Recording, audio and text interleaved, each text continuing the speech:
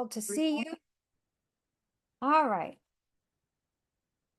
So let me go ahead and share my screen. And tonight we're going to be talking about what parents need to know about the postpartum period. And for those of you who don't know me, my name is Jamie Bodley. I have been in the doula world for 24 years. Oh my goodness. And I'm a licensed professional counselor. So I specialize in perinatal mood disorders and birth trauma. I'm really excited to be here as a doula success coach. I know that it can be really challenging to get your business up and running, to figure out all the things you need to know. And I want to help you do that. I want to help you be successful. So we have lots of ways to do that we'll talk about at the end here. But I'm going to go ahead and start with what parents need to know about the postpartum period. You are welcome to unmute at any time and jump in. I would love to hear from you if you have comments or ideas. And it looks like Joanne just joined us, so that's really exciting. Welcome, Joanne. You're right on time. All right. So again, if you want to jump in and add to the conversation or ask questions, just unmute yourself and jump in. So as birth doulas, sometimes we feel like it's not our job, or maybe our confidence is lacking when it comes to helping our clients prepare for the postpartum period. And yet, as a therapist supporting new families, I hear so often, why didn't anyone tell me about that? Working with birth doulas, I see two extremes when it comes to talking about postpartum. Some doulas don't want to talk about it at all, and some have so much information they could run 3 full classes. One leaves the client without knowledge and the other overwhelms them. So tonight, I'm going to break it down to the essentials you need to share with your clients. All right, anybody have any comments about talking to their clients about postpartum? All right, I'm going to assume everybody's good. Again, just unmute yourself if you want to say something. So why do we need to talk about postpartum with our families? Postpartum is a time when everything is changing. It's a time when our life feels out of control in many ways, and that just surviving should get us a gold medal. There is a great deal of research about what makes the postpartum period better. This is the information we need to share with clients. Let's make ourselves familiar with risk factors, protective factors, and help our clients create a personalized approach to their postpartum period. Let's help our clients recognize what a life-changing transition bringing a baby into the family really is. Let's share the tools that will help them manage better. Let's help them take proactive steps, and then let's help them navigate necessary changes in the plan.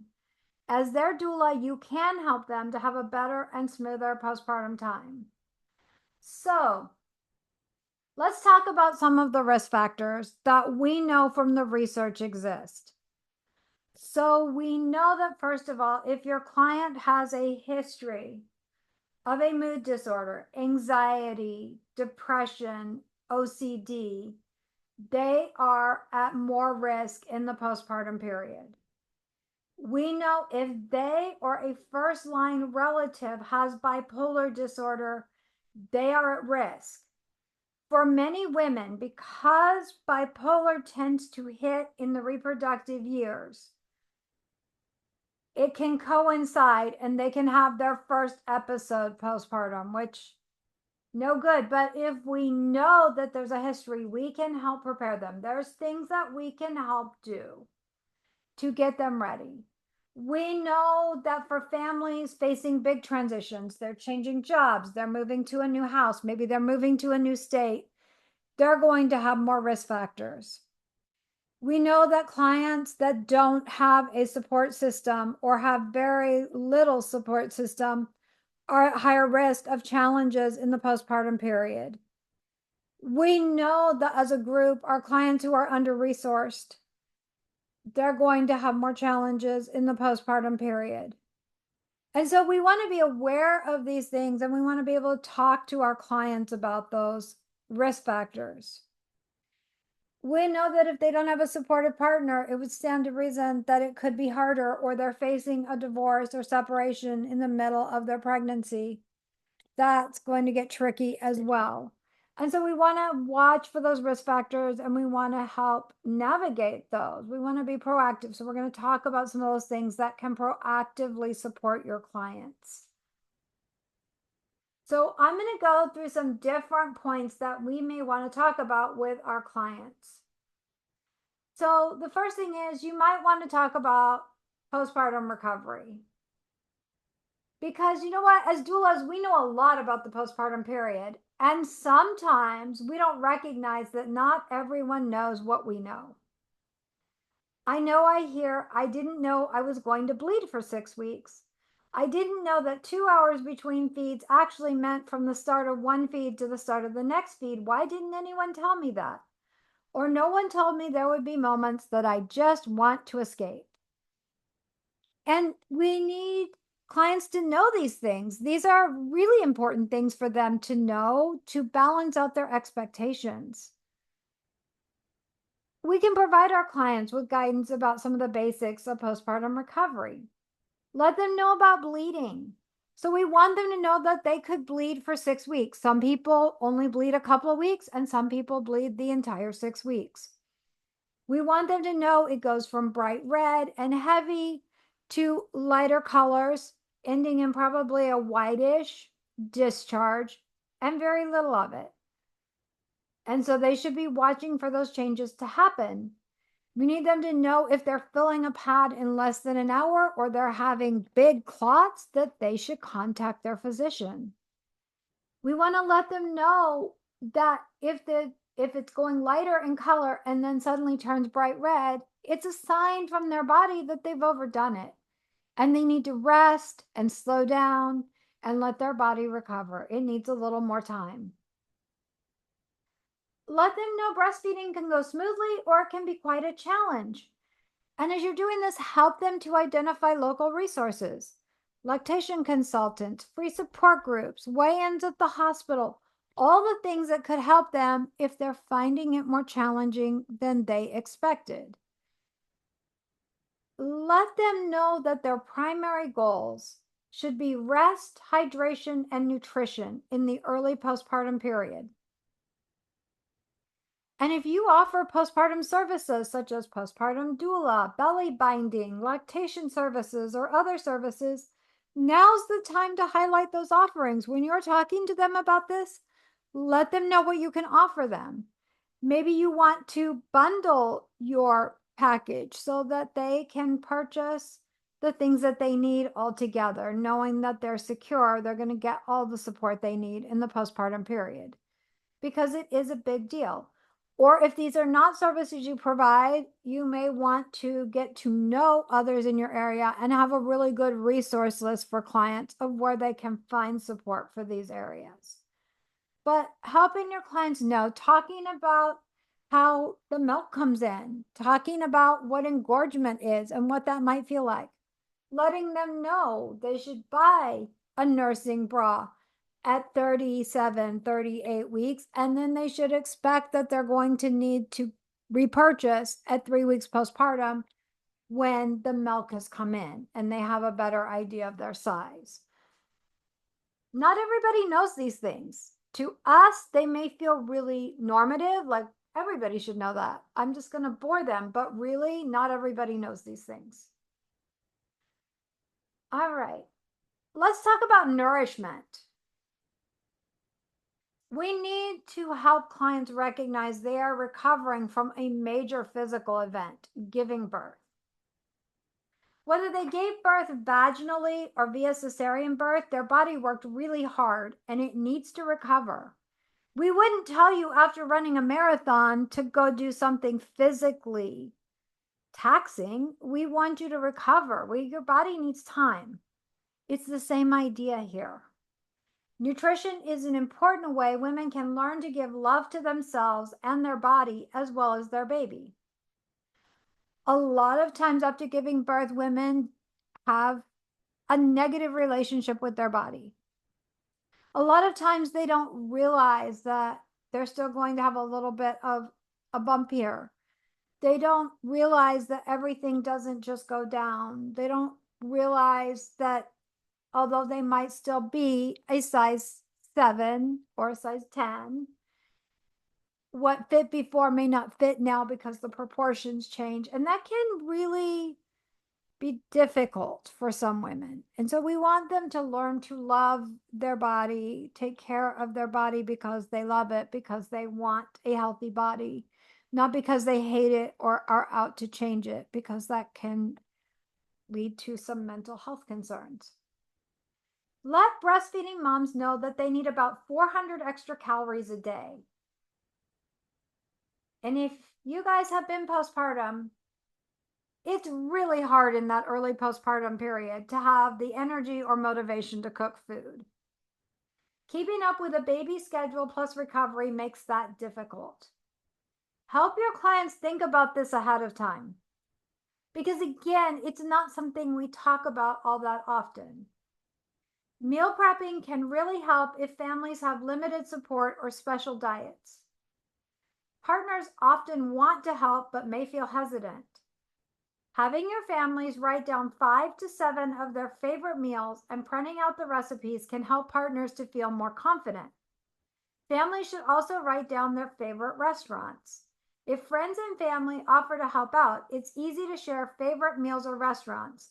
I know sometimes I've met people in this area, they move out of the area and have a baby. We're still connected on Facebook, and I'll call and say, "Can I order dinner for you tonight? I need to know what restaurant they would like me to get a gift card from." And I'm sure that for lots of people, and I know sometimes even my friends in St. Louis, I just end up with a really crammed week. I would just rather send them a gift card than try to prepare a meal. Just know that it'll work better. And so knowing that can make it easy for the partner to take care of this and say, yeah, some of our favorite restaurants are. Also help families to recognize that breastfeeding can feel like a never-ending task. You feed baby, change baby, rock baby, put baby down, go pee, and it's time to feed again. And it literally feels like that in the early days. And so we want them to know that. This gives little time to make or eat a great meal. So having snacks that mom can grab in the fridge will help add some ease at a very busy time. Great snacks could include hard-boiled eggs, rotisserie chicken, tuna packets, carrots and hummus, simple sandwiches, fruit and nut butters, easy to make smoothies, overnight oatmeal, and more based on the family's preferences. So we want them to write these things down so that their partner has an idea, because I think it's exhausting to care for your baby, to be thinking about all the emotional load of the household because we're still carrying it. And then when somebody says, "What do you want me to make for a snack?" it just feels like one more thing, right? If it's written down and we've thought about it beforehand, that just makes things so much easier. Hydration is critical at this time. Research shows that dehydration increases symptoms of anxiety. Making sure your client has a good water bottle and that they keep it filled, as new parents are usually extra thirsty. So reminding them of these simple things, but it's really important. It can really make a difference in their postpartum experience. And we know so many moms are not thinking, so many families are not thinking of this ahead of time. And so they're grabbing chips and they're grabbing junk food. And that's not the things that are going to help our body recover and help our hormones to rebalance as best as they can. All right. Let's talk about sleep. No discussion on postpartum would be complete without tackling the issue of sleep. Most newborns are going to wake every 1.5 to 3 hours, and that is around the clock. Helping parents with demonstrations of newborn tummy size, how the tummy grows over time, can really aid in understanding and knowing that things are going to get better. And helping them to understand the tummy starts out small because we're producing colostrum, which our baby needs. The baby needs colostrum to break down the red blood cells. The baby needs colostrum for all those antibodies. The baby needs this. And so nature has perfectly designed it that we only produce a little bit of that and that fills their really tiny tummy. And then as our milk comes in and becomes more abundant, then baby's tummy grows to be able to take that in. It's going to get better. That is what happens. Realistic expectations around sleep can help parents feel more confident and less worry around infant sleep patterns. This is one of the biggest things that parents worry about. And in a lot of circles, it's really like a badge of honor how soon is your baby sleeping through the night, which biologically doesn't make a lot of sense. So, helping them understand that babies are supposed to wake up, that it's a protective feature to help aid against SIDS, and that they need their tummies filled up, and that your breast need, if you're breastfeeding, your breast need that stimulation to know to produce more milk. This is all designed just as it should be, but people don't always have the right ideas, and there's a lot of pressure to get babies to sleep sooner than maybe they're ready, I think. And this may be a place where you get questions about sleep training as you're talking about infant sleep. You want to give evidence-based information, you want to share resources, but at the end of the day, it's the parent's decision to make. But I do think when we go to the evidence, biology, the neuroscience, attachment, all supports helping baby and shaping their sleep gently, but not sleep training. Let them know the first 3 weeks of breastfeeding are often challenging as mom and baby are figuring things out, but week by week, things get easier and better. So we have to be realistic. We see these beautiful pictures of moms breastfeeding their baby. We hear moms talk about how it's so much easier, and it is.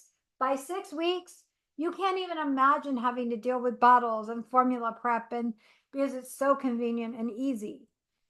But those early weeks can be really challenging. And if we're honest about it and we give them tips and tools and resources, their expectations are better aligned and they can better manage things that are challenging. Providing information on safe sleep is important. It's important to leave information that parents can review and ask questions about where baby is sleeping, what baby is sleeping in, and answering questions about safe sleep. So some of you may be community-based doulas. Some of you may be working with Medicaid programs in your state. And sometimes clients who are under-resourced may need resources to get a pack and play, resources to get a car seat, things that they really need. That's why asking these type of questions can be really helpful and alert us to needs that our client has. And I hope that if you're in a community-based program or working with Medicaid, you're receiving a list of resources in your community to share with clients. So just for heads up and information here, I have worked as a community-based doula. I have worked in programs aiding moms who are in recovery from substance addiction or substance use disorders. And so I have some experience working with this. And so I hope that they're giving you good information about the resources. I think it's important to cover the basics of bed sharing, and you want to go to La Leche League's Sweet Sleep. You want to look at James McKenna's work because that's where you're going to find evidence-based information. Not all parents are going to feel comfortable with bed sharing. Not all doulas feel comfortable with bed sharing, and that's fine. But the reality is that for most clients, if you are feeding the baby in the bed, there's a likelihood that at some point you may fall asleep with your baby next to you. I think it's better to prepare the bed and the bedroom for that possibility than to wake up panicked and not have prepared. With information, you can prepare appropriately. And I think that reduces anxiety and stress on the family as well. So you're not promoting it, but you are giving them information. And we do hear this from the pediatricians in my area. They do give information on bed sharing because it is so common that mom and baby fall asleep or parent and baby fall asleep. And so we need to make sure that they have good information. You want to talk to your parents about their sleep needs. So we would like to know, ideally, how much sleep do they do the best on? And how much sleep can they function on? And where do they just find that they're dragging and can't function well at all? So we need to kind of look at their sweet spot. They have to assess and evaluate this. How important is it? If they have a history of mood disorders, I'm going to say sleep is critical. The more foggy we get, the worse things get. And it's easy to forget to take medications. It's easy to let go of our lifestyle and diet habits that were supporting our mental health. So I think sleep is really important. And we have to think about that. We want our parents to create a sleep plan. So maybe they're going to hire an overnight doula 3 nights a week. Maybe they're going to support each other. She's a night owl. He goes to bed early. They're going to switch off. Perfect. That works great. You know, maybe a friend or family member is going to come in and help a couple times a week. But you want them to start thinking and talking about this. Or maybe they cannot afford overnight help and nobody can help them, but maybe they have some friends who can come in during the day and help with the baby so she can nap. Beautiful. That's another solution to getting some of those hours made up. But if we don't alert them and we don't talk about it, we're going to end up really stuck. And they need to know, they need to have their expectations aligned. Talk about babies liking to be close to their caregivers and some preferring contact napping. So they want to be on their caregiver. Discuss safety here. Okay. I'm not opposed to contact napping, but recliners, no. That is too dangerous. Couches, no. Too dangerous. I would rather have the bed prepared for bed sharing. I'd rather have them awake, or maybe they need to sit in a chair that's more upright to keep them awake. But safety is of the utmost here. And we want to make sure that we're talking about that. And the reason I included this in here is because some parents have sensory needs and they cannot stand a baby next to them all the time. And some of them really like it. And so we need to know that so that we can guide them and talk about reasonable ways to help their baby and help themselves. There's nothing wrong here. Nobody's wrong. We just need to be able to help them and guide them. Help the parents reflect on their needs and how to support baby. So when you talk about sensory, you may find out that loud noises are disturbing, which we're going to have to cope with baby crying. You may find out there's other sensory things that are more difficult. So we can refer them to someone who knows this area, or you can help them. You get to decide where your knowledge level is. All right. Let me let Maya in. So let's talk about self-care. So self-care is going to look different in the early postpartum period. Remember before I said rest, hydration, and nutrition should be the primary focus in the early postpartum period. That's true. And that's really what we want to be working with them on in that early postpartum period. And I think the early postpartum period could be as short as the first 6 weeks and as long as the first 12 weeks. I think different needs, different experiences, different risk factors can make that look different, but we want to help our families be aware. We want to work with their support network so that parents can schedule time for a nutritious meal, a nap, or a warm bath. Self-care can also include learning about soothing and caring for their new baby. And if you've been a mom who's been home with a baby, you know at 3 weeks postpartum, the walls of the house might have started out this far apart, but pretty soon they feel like this. And they feel like they just shrank on you, and cabin fever starts to set in. So, this is a great point for the partner to care for the baby and maybe give the first bottle. So, we only want a breastfed baby to get the first bottle if breastfeeding's going well, baby's gaining weight, mom can pump up for a couple of days so that she's got plenty of milk for the baby while she's out.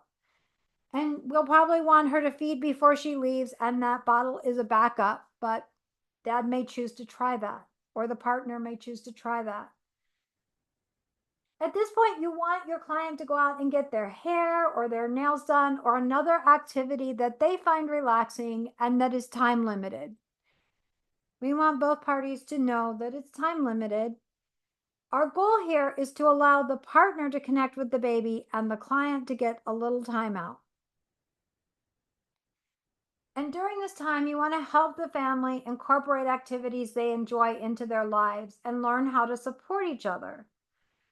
So, I think the love languages is a great way to learn to support each other. So, you can find those online, or if you guys want me to, just put it in the chat. I want the links, and I can get you the links for the quizzes that you can share with your clients. Learning how somebody receives love best is a really big thing. So if my love language is acts of service and my partner keeps bringing me gifts, I recognize that that's being given in a very loving way. And I'm very happy about that. But it's not my primary and best way of receiving. So when my client does, or my husband does an act of service for me, it really lights me up. It's something that makes me really excited, and it connects me because you just got me. You just understood and you got it. So an act of service might be I wake up in the morning and the sink is empty, all the dishes are loaded to the dishwasher. My heart is singing. That's wonderful, right? If his love language is words of affirmation and I'm doing acts of service, he's appreciating it. But that's not really lighting him up. Whereas if I thank him, I appreciate him, I do those things, he's going to feel more heard and understood. And that connects a couple. And I really love in the postpartum period, I have a worksheet in the Effective and Engaging Prenatals Guide that goes over what they might like in the postpartum period, how they would like their partner to help them when things are not going well. So these love language quizzes can be really beneficial to helping our clients. And so we want to make sure we're talking about these things because, again, self-care is looking different in these early days. If they're connected as they wean out of this early postpartum period, they're going to be stronger and better. All right, so let's talk about partners. We often forget that partners have witnessed the person they love give birth and witnessed their baby coming into the world. That can be a really big experience. And as doulas, you know that it can also come with a bit of trauma. It can come with a bit of crisis. It can feel a little bit chaotic and not at all like what you expected. And the partner is witnessing this as well.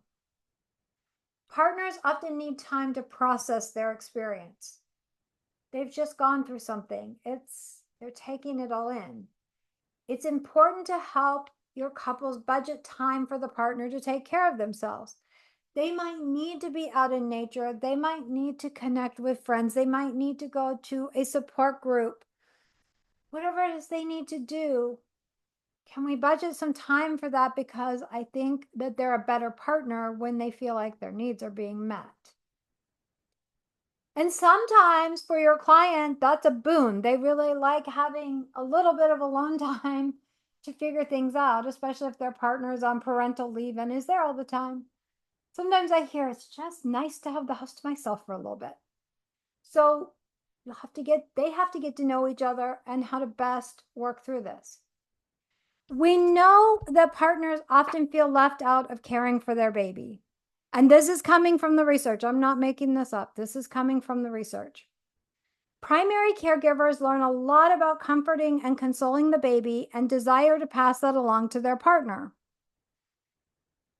What happens though is their partner picks up the baby and puts the baby here and is just tapping a little bit as they burp, and the primary caregiver comes up and says, you need to move the baby up and you need to hug harder, and sometimes you need to put him over your arm, and they're trying to relay and transfer knowledge that they know. But sometimes, a lot of times, the partner sees that as they're not seen as competent. They're not seen as being able to figure it out and connect with their baby. And this starts a rupture in the relationship. Okay. I'm going to kind of go over the timeline because it is interesting. You guys it may be helpful to hear this. So we know around 3 weeks, if the primary caregiver is continuing to be on top of their partner and is not giving them space to develop that relationship with the baby, things are starting to rupture. And what we see is partners go off and spend more time with their friends. They spend more time mowing the lawn. They run errands. They do things so that they don't have to face this. Well, at 6 weeks, it might be kind of okay, but the rupture is getting a little bit bigger. And around 12 weeks, when we would hope most women are returning to work, I know the numbers are not good on this. At 12 weeks, when we would hope that a majority of women are able to return to work, right? That's when the ruptures really happen. And if they're returning to work earlier, then it's getting bigger faster. Because now not only is your client responsible for the baby, but they're responsible for going to work and trying to think through and do their job. And they're responsible for the emotional load of the household and trying to keep up. And that can be super challenging and exhausting. And their partner's checking out because they don't feel like they're seen as competent. Ouch. I don't like that at all. And the research doesn't like that at all. At 9 months is where we will see the highest levels of divorce in our new parents, because that's when the rupture becomes completely unbearable if something's not done and it's not addressed. We also know, just for your reference, at 4 months, so just about the time, just after many clients are returning to work, that's when we see the thoughts of suicide go highest. And so we need to be aware of these numbers because they matter. And because we need to check in and see how clients are doing, we need to help prepare them. They might not need to know all of that, but you know. And so you can impart the importance of allowing the partner to care for the baby, allowing the partner to have some time to develop this relationship. The baby might cry. The baby might be upset, but the partner needs to learn how to comfort and work with the baby. And they need to have trust in each other that they love this baby and they're going to do their best for the baby. So that's really important. And we want to remind them that allowing their partner to do this helps them to develop a parental identity. And it helps them develop confidence so that when you want to go out with your friends for 3 hours, you're going to be able to do it. And you have confidence that your partner can handle it. That's a big thing. It gives you a lot more freedom, but we have to start from the beginning and give opportunities and give trust and not try to overtake.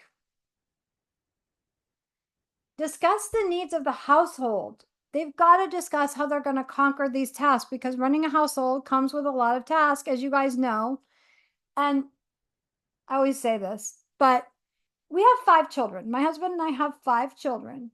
And I swear to you, every time we brought a new baby home, I was just like, oh my gosh, how is there so much laundry? And he would just laugh at me and goes, why don't you remember? But laundry it seems to triple with a new baby. And just getting minimal tasks done can be really challenging. So we want to be discussing this before the baby comes. In the early postpartum period, there's little time for managing the household. Discussing whether the family will hire in help, reduce expectations, or the partner will take on the majority of tasks for a while is an important piece of setting their expectations. And remember that meal planning is part of household task and needs to be included here. So we want to just kind of prepare our parents to be thinking about these things.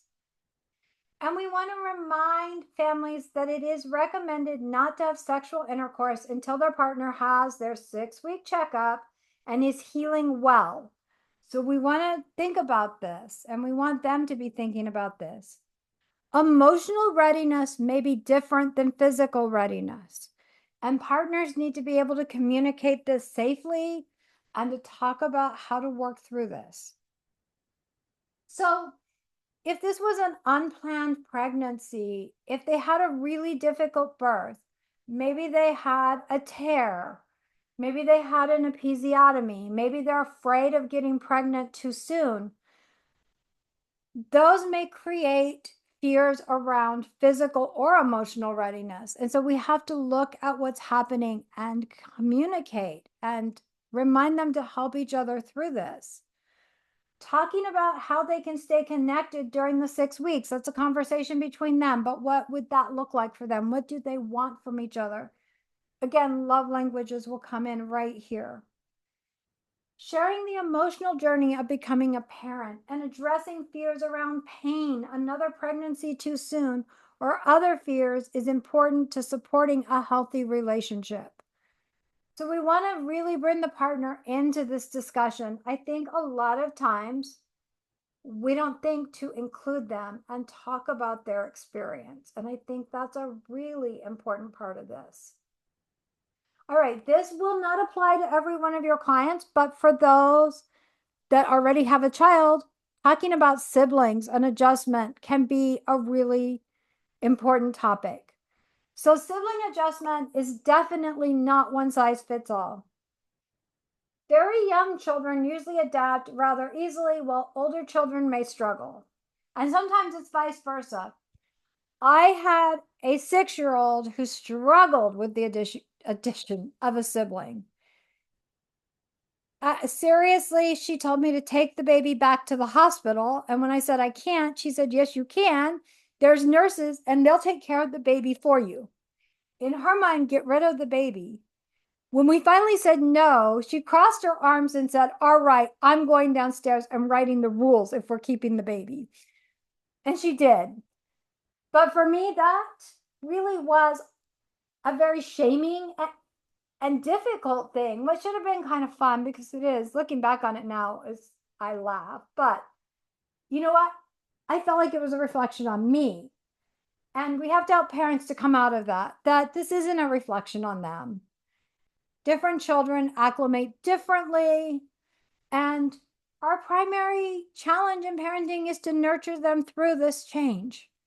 Some kids do great. My 8-year-old loved having a baby in the house. She adapted so well. And the two that are 16 months apart, yeah, no problem. They don't know life without each other. They really do not remember life without each other. They are best friends, even as adults. So we want parents to know that however the sibling adjustment goes, it's not a reflection on their parenting, that the reflection on their parenting comes down to nurturing and helping them through this time. So we're going to have some children that will regress in skills like potty training and independent play.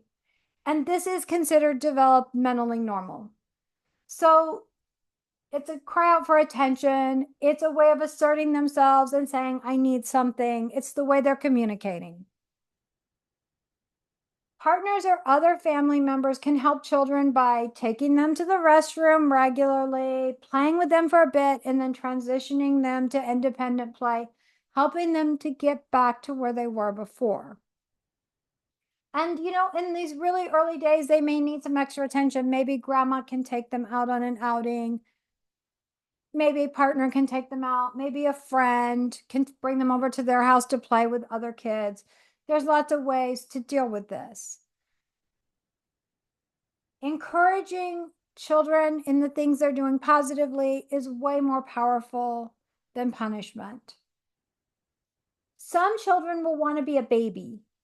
They want to be a baby again. They'll tell you that they want to be a baby because they see the baby getting special attention.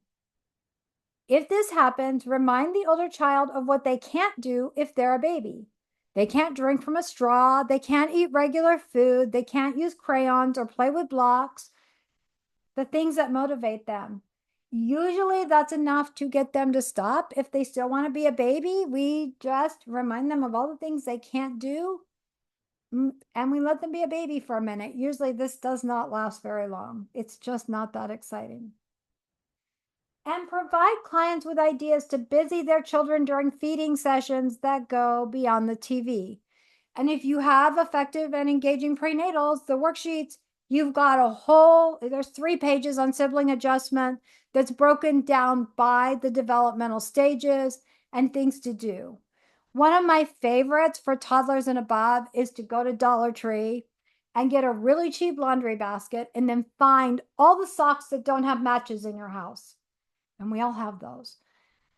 And then you take those socks and you roll them up. And then as you're sitting there nursing, you and the child are trying to throw the socks into the laundry basket. And you can lay tape and you can have different markers to see how far away can they make the basket. How many times does it take? This one keeps them busy for hours. It actually is a whole lot of fun. And it's easy, right? So we want things that take them away from the TV and that engage them. And there's, like I said, there's 3 pages of activities and what to expect in the different developmental stages. Some children are going to struggle with the baby crying or having to be more quiet when the baby's sleeping. I think that before baby comes, if families can have a life-size doll, and my suggestion is always to just put the baby in a cute little basket with anything that it comes with, diaper, bottle, whatever it comes with, and just leave it there. I never force a child to touch it, but when they become interested and they're holding the baby, we can help them out. We can show them how to change a diaper. We can show them the things that they need to know. And that can be really helpful. I also think grabbing a soundtrack of a baby crying and playing it intermittently, seeing how the older children respond, can help us to know how they're doing. And if they're struggling, do they need headphones? Do they need a quiet place to go to if they're old enough? We need to give them an out so that they don't feel like they are being forced to listen to it, because that can be really difficult, especially if the child has some sensory issues. And we don't always know right away. Some children are going to prefer the partner, especially if the partner has parental leave and takes over care of the older child or children. Helping your client to know that this is normal and that children can enjoy the company of both parents can help. This straightens itself out as we move back into our more normal rhythms, our new normal. What we're doing here is helping families to recognize potential issues and helping them to be prepared and reducing stress and worry. So that's a lot of information. I just want to stop here for a minute and see if you guys have any questions or anything that you want to bring up or thought of as I was presenting that.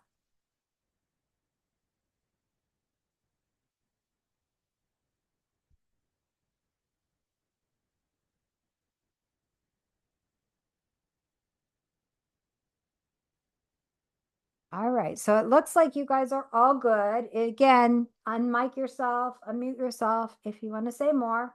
So I'm just going to talk a little bit about Growth Thrive Doula, which is my company, and what we offer, just so that you know. Your links are all here, and I will also put them on the Facebook page for you. So first of all, we have free resources.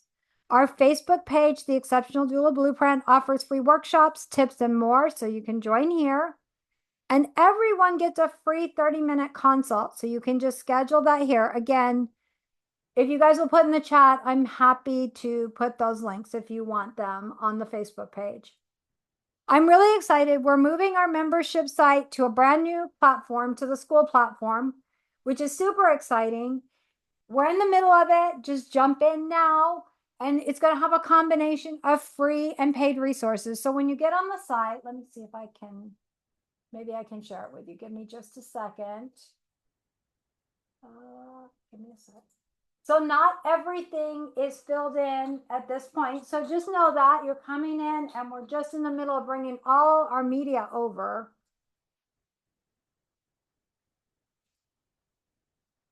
So be patient with us. It takes us a minute. Let's see here. Okay. So when you get over to the school site, this is what it looks like. And let's see here.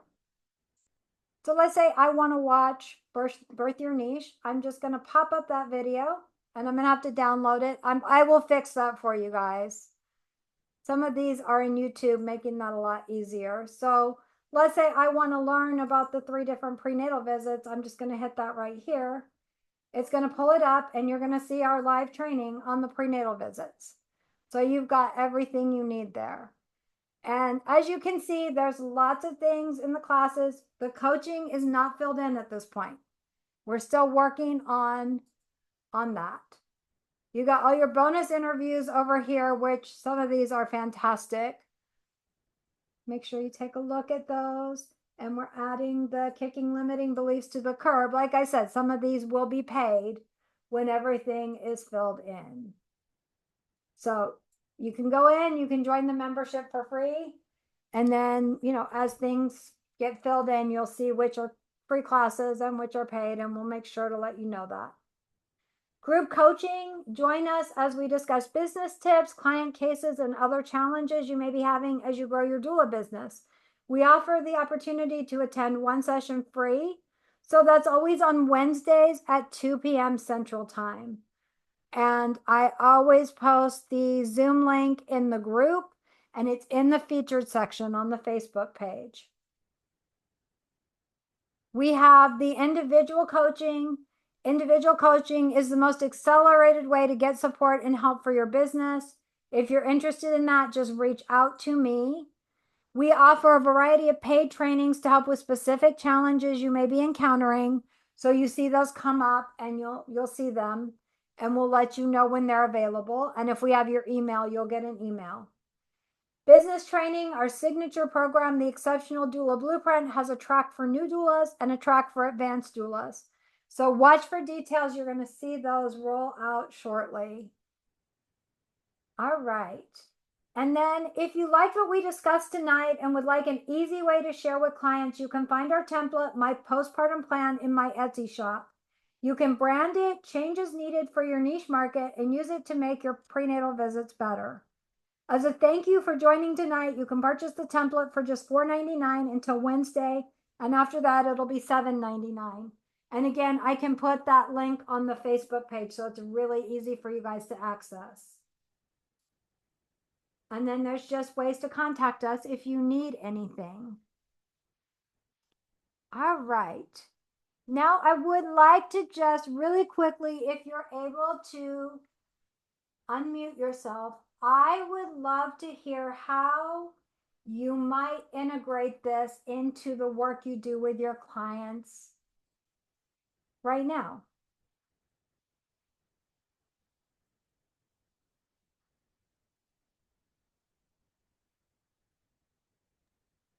I joined kind of late, but I feel like I would integrate this by, I guess, having the conversation about postpartum before it happens. I feel like people do a lot of preparation for birth, but they don't give any thought to the postpartum period.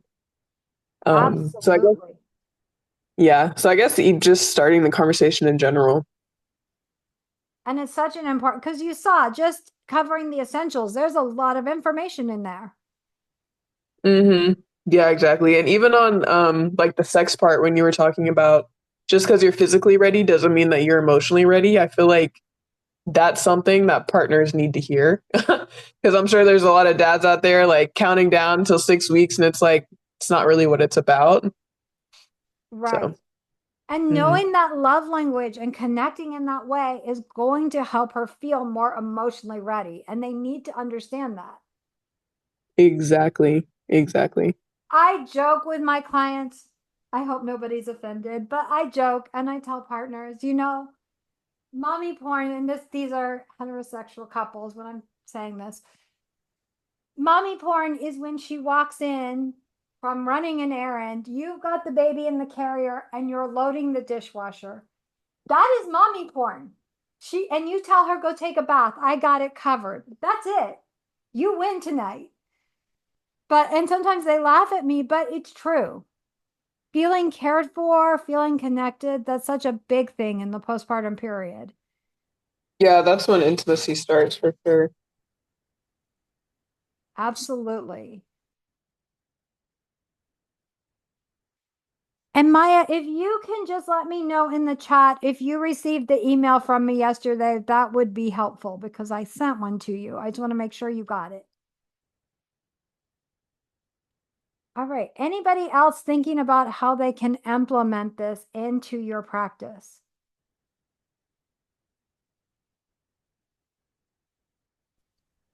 I think, I mean, kind of the same thing. I just really appreciated the concept of um, not just the birth preparation, but the postpartum preparation and just hitting things head on and before they get to the part where it's hard. A lot of those things like talking about the love languages, I'd never considered that, and I can see where that would be so helpful. Um, Especially like you said for that 6 week period, because I don't think that that's not discussed. And so just saying, hey, we know this is difficult and we want to help give some suggestions how to make it not so difficult. And um, just bringing up some things that we can say, these things can be difficult. So we want to talk through them so you're more prepared. I just think that's really great. Wonderful. And just Kaylee and Maya, I will resend your emails from a different email. Thank you. Yeah, I couldn't see mine either. Okay. I don't know what's going on, but I'll resend them from a different email. Thank you so much. Absolutely. All right. Joanne and Tiara, if you want to jump in, we'd love to hear how you would like to integrate it. Joanne says, my plan is to include your ideas in my conversation at the last prenatal before birth, helping them realize that it is normal to feel overwhelmed in the beginning. Absolutely. I think that's so important. And then I think Tara was walking her dog. So, yeah, she's walking her dog. Let's see. And Tiara says, my plan is to incorporate some of what you said and inform my clients. I love that because just getting information is great. But when we think about how we're going to integrate it and what will make it better, that makes it even more useful for you. And that's my whole point in being a doula success coach is to help you integrate the information so you feel more confident, so your business grows and you get the things you want out of your business and out of your time as a doula. All right. I have to go pick up my son from the airport, but when I get back later tonight, I'll put those links on the Facebook page for you. Does that sound good? All right. Hopefully that sounds good for everybody. Yes, thank you. Absolutely. Thank you all for joining me. I've loved spending time with you, and I hope we'll see you at future workshops. Have a great one, everybody. Bye bye.